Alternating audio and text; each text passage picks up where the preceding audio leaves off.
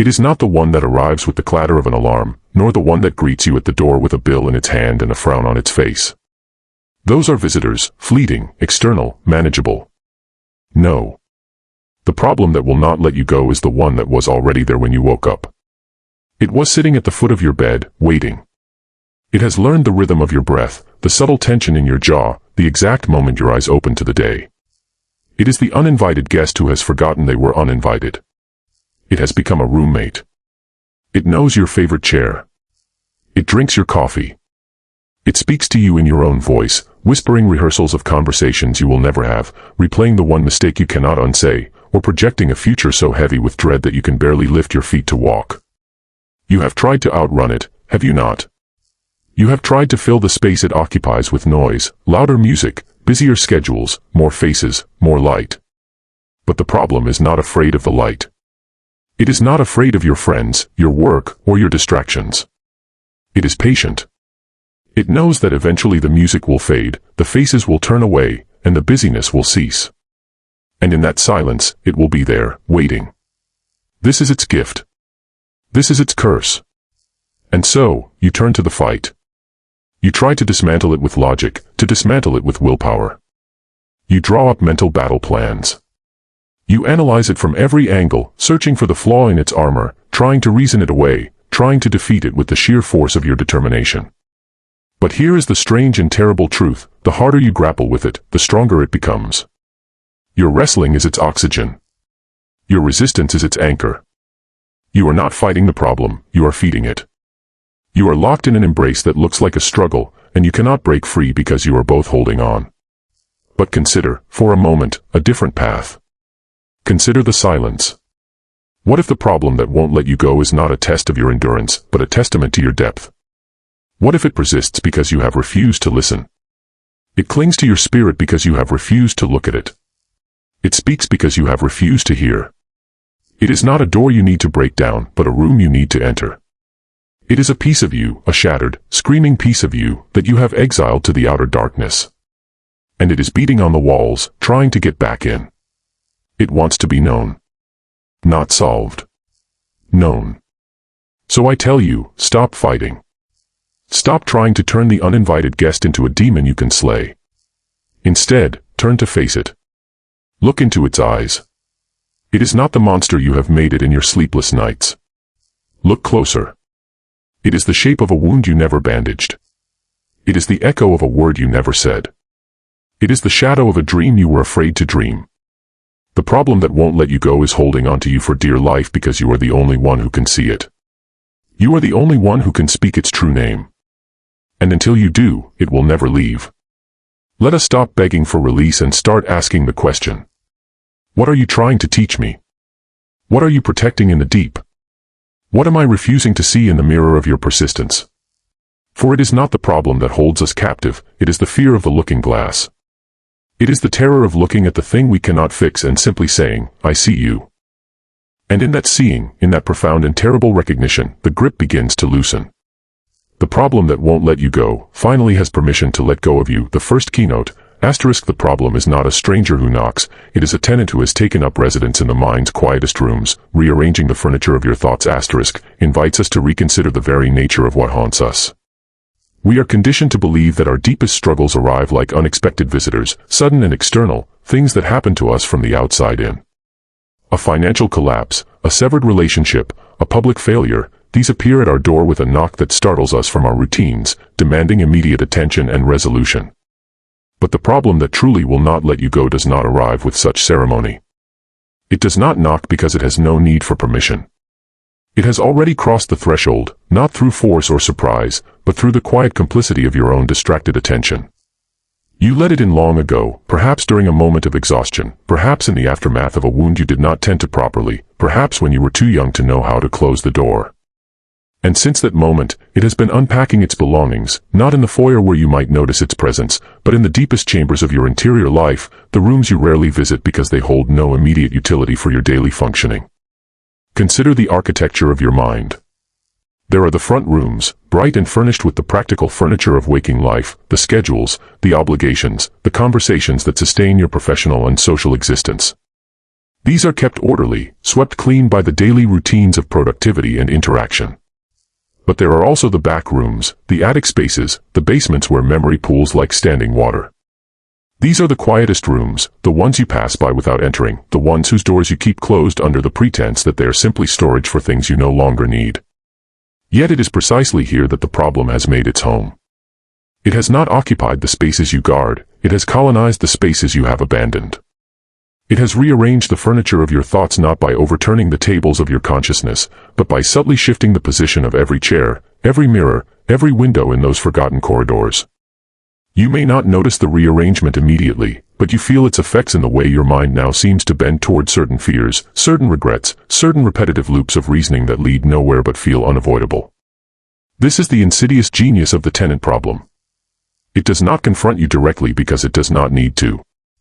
It works by influencing the architecture of your inner world from the shadows, adjusting the angles of perception so that you begin to see everything through its preferred lens. A casual comment from a colleague becomes, in the rearranged room of your anxiety, a confirmation of your inadequacy. A moment of stillness becomes, in the refurnished chamber of your grief, an invitation to replay every syllable of a conversation you wish you could take back. The problem does not create these thoughts, it simply moves the furniture so that your mind naturally sits in the seat that offers the most painful view. It has learned your habits, your vulnerabilities, the hours of the night when your defenses are lowest. It knows exactly which corners to darken, which memories to leave in plain sight, which hopes to push just slightly out of reach. And because it is a tenant rather than a visitor, it has no intention of leaving. Visitors eventually grow tired, grow bored, grow aware of their unwelcome status. But a tenant has invested, has settled, has made claims of belonging. It pays its rent in your sleepless hours, in the diminished joy of your mornings, in the subtle erosion of your trust in yourself. To understand this is to realize that eviction is not a matter of simply opening the door and shouting for it to leave. You cannot remove a tenant who has been there for years with a single command, because that tenant knows every hidden passage, every loose floorboard, every secret compartment of your mind. The only way to reclaim your inner architecture is to begin visiting those quiet rooms again, to sit in them without panic, to observe the furniture that has been moved and ask yourself why it now sits where it does. The problem stays because you have stopped being the curator of your own interior space.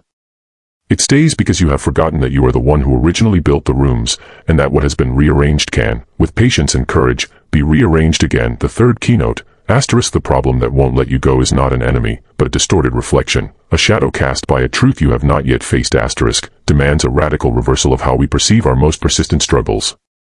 We are trained by instinct and culture to view our problems as adversaries, as external forces that have declared war upon our peace, requiring us to arm ourselves with strategies, defenses, and counterattacks. This martial framework feels natural because it validates our discomfort and gives us a clear role as the embattled hero fighting against overwhelming odds. But what if this entire framework is a profound misreading of the situation? What if the problem that stalks you through the corridors of your sleepless nights is not a monster coming to devour you, but a messenger coming to reveal you? The image of the shadow is instructive here, because a shadow is not an independent entity with its own malevolent will. It is a phenomenon entirely dependent upon light and substance. Without light, there is no shadow. Without a body to intercept that light, there is no shadow. The shadow is not your enemy, it is your own silhouette thrown against the wall, distorted by the angle of the illumination, elongated or foreshortened by the position of the source. To attack the shadow is to engage in a war against yourself, a conflict that can never be won because every blow you strike against the shadow is a blow you strike against your own form. Consider the specific problem that will not release its grip on you. Examine its features, its texture, the particular way it speaks to you in the quiet hours. Does it tell you that you are not enough? Does it whisper that you have failed beyond recovery? Does it insist that you are fundamentally flawed in some unchangeable way? Now step back and ask yourself a disorienting question. What if the problem is not the source of these beliefs, but merely their projection? What if the problem is simply the most convenient screen upon which you have cast a truth about yourself that you have been unwilling to look at directly? The shadow appears large and terrifying because it is cast at a distance from the truth that generates it. The closer you move toward the light source, the smaller and more defined the shadow becomes, until eventually it collapses back into the body that casts it. The problem that won't let you go is large and terrifying precisely because you have kept your distance from the truth it represents. You have refused to turn around and face the light. You have kept your back to the source, preferring to stare at the monstrous shape on the wall rather than confront what is actually casting it. This is why the problem feels inescapable, why it follows you from room to room, from relationship to relationship, from one chapter of your life to the next. It is not following you, it is being projected by you. Everywhere you go, you carry the light source of your consciousness and the body of your unexamined truth, and so everywhere you go, the shadow appears to accompany you. You change jobs, change cities, change partners, change routines, and still the problem finds you, because it was never in the external circumstances at all. It was always in the angle between your light and your truth. The distorted reflection is not a lie, it is a refraction, a bending of reality that occurs when truth passes through the lens of your avoidance. The problem shows you yourself, but it shows you yourself as you appear from the perspective of fear. It shows you the size of your own truth distorted by the magnitude of your own refusal to look at it. To engage with this keynote is to understand that the path to release is not through defeating the problem, but through befriending the truth it guards. The problem will not let you go because it is faithfully performing its function. It is the guardian of the fourth keynote, asterisk. To try and pry the problem from your spirit with force is to tighten its hold.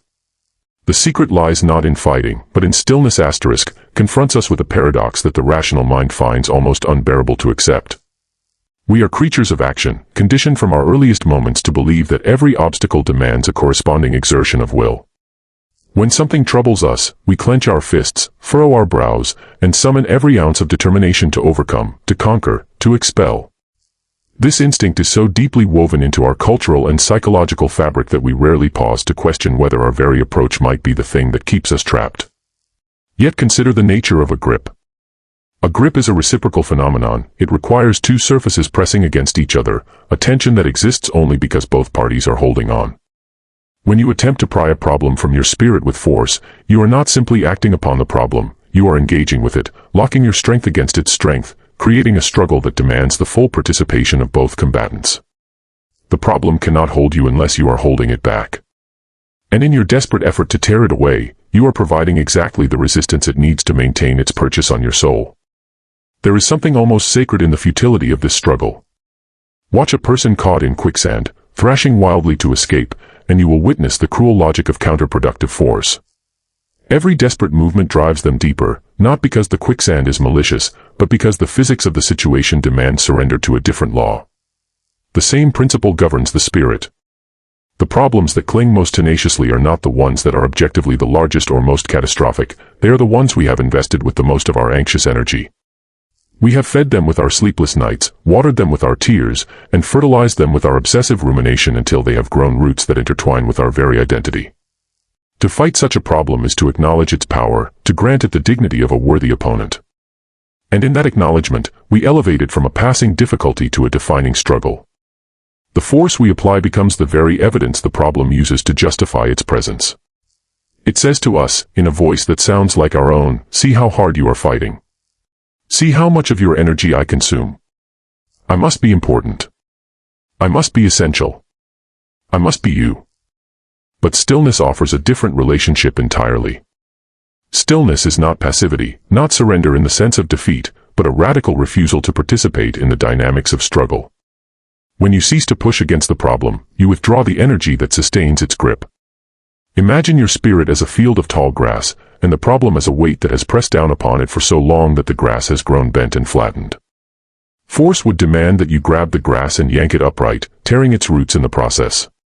But stillness is the slow, patient waiting that allows the grass to remember its own inclination toward the light. In the absence of pressure, it begins to lift of its own accord, not because you have willed it, but because its nature is to seek the sun. The problem that holds you does so because you are holding it, because your fear has become a hand that refuses to let go. When you release that hand, when you stop clenching your spirit against the intrusion, the problem finds itself grasping at empty space. It has nothing to hold on to because you have stopped offering yourself as a surface for its grip. This is the great and terrifying secret that the mystics and the sages have whispered across the ages, that the cage is not locked from the outside, and the bird does not need to break the bars so much as it needs to stop believing the bars are what holds it. The stillness is not about eradicating the problem, it is about eradicating the war. It is about sitting in the presence of the difficulty with such complete acceptance that the difficulty no longer knows what to do with itself. It arrived expecting a fight, prepared for resistance, armored against your attack. but it did not prepare for your peace. It did not prepare for the quiet breath that does not flinch, for the steady gaze that does not look away but also does not engage. In that stillness, the problem begins to dissolve, not because you have destroyed it, but because you have withdrawn the belief that it must be destroyed. You have understood that the only power it ever held was the power you lent it through your frantic, exhausted, beautiful effort to be free. The fifth keynote, asterisk, the only way to be released is to stop wishing for the problem to disappear and start listening to why it has chosen to stay. Its departure is found in its understanding, asterisk, invites us into the most counterintuitive and perhaps the most courageous posture we can adopt toward our deepest struggles. We have been conditioned to believe that healing begins with the eradication of what ails us, that the first and only meaningful step is to make the pain go away, to silence the noise, to restore the peace that existed before the disruption arrived. This longing for disappearance is so natural, so visceral, that we rarely examine its assumptions. We assume that the problem is an error, a glitch in the otherwise orderly narrative of our lives, something that should not have happened and therefore must be undone. We treat our persistent struggles as tyrants to be overthrown, infections to be cured, stains to be bleached from the fabric of our existence. But what if this very orientation is what prolongs our suffering? What if the problem is not a mistake but a message, not a disruption but a disclosure, not an enemy but an emissary bearing news from the depths of our own being that we have refused to read? Consider the nature of anything that persists against our will. A pain that continues despite treatment is not simply a stubborn pain, it is a pain that has something to say. A dream that repeats night after night is not a random firing of neurons, it is a dream that has not been heard. A thought that circles endlessly through the corridors of your mind is not a malfunctioning thought, it is a thought that has not been acknowledged. The problem that won't let you go is not holding on to you out of cruelty or caprice. It is holding on because it has not completed its journey. It arrived carrying a parcel of truth that you have refused to accept, a fragment of your own story that you have exiled from consciousness, a question that you have been too afraid to ask yourself. And so it waits. It waits in the shadows of your sleepless nights. It waits in the tightness of your chest when you think of certain memories. It waits in the familiar ache that returns whenever life grows quiet enough to let it speak. It waits because waiting is the only language it has left. It cannot force you to listen, but it can refuse to leave until you do. To listen to the problem is to perform an act of profound hospitality toward the parts of yourself you have disowned. It is to stop treating the problem as an interruption to your real life and to start treating it as an essential chapter of that life, a chapter you have been unwilling to read. Listening requires that you set aside the urgent question of how to make it go away and replace it with the more difficult question of what it is trying to show you. What is the shape of its insistence? What pattern does it trace in your behavior, your relationships, your choices? What would you have to see about yourself if you took the problem seriously as a guide rather than as a curse? The answers to these questions are rarely comfortable. The problem often guards truths that we have spent years building elaborate defenses against, truths about our inadequacy, our grief, our rage, our longing, our terror of being fully seen. To listen is to dismantle those defenses from the inside, not through force, but through the slow and tender work of attention. And here is the mystery that the fifth keynote reveals: the problem's departure is not a reward for having listened, it is the natural consequence of having heard. When a message has been delivered and received, the messenger has no further reason to remain. When a question has been asked and answered, the question no longer needs to be repeated. When a wound has been seen and named and honored, it no longer needs to ache for recognition. The problem does not leave because you have defeated it, it leaves because you have finally granted it the dignity of being understood. It leaves because its purpose has been fulfilled, its secret spoken, its truth integrated into the living fabric of who you are. In that integration, the problem ceases to be a problem and becomes instead a wisdom, a scar that no longer pains but still remembers, a teacher whose lessons have been learned. And in that transformation, you are not returned to the person you were before the problem arrived, because that person no longer exists. You are someone new, someone who has walked through the fire not to escape it but to be forged by it, someone who has finally understood that the only way out is through, and the only way through is to listen.